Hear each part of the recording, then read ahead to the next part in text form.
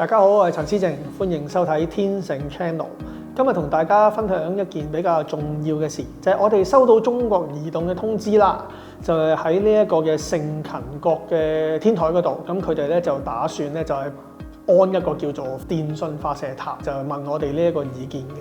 呢個電訊發射塔咧，佢哋咧就聲稱啦，就話係呢一個通訊管理局就已經係批咗㗎啦。咁佢哋咧就係聲稱咧就係對呢個人體係冇害嘅，亦都係冇呢一個嘅輻射係產生嘅咁樣。咁佢哋咧就係會俾一個叫做租金俾我哋嘅屋苑啦咁樣。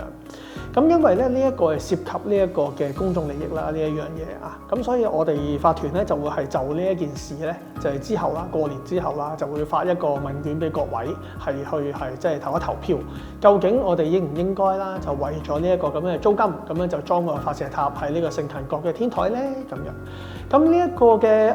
發射塔咧，咁佢哋就話仲會令到天盛苑嗰個叫做數據傳輸同埋嗰個叫做信號係會更加清晰。咁呢一樣嘢咧，我哋就會交翻俾各位業主就去決定啊。咁究竟係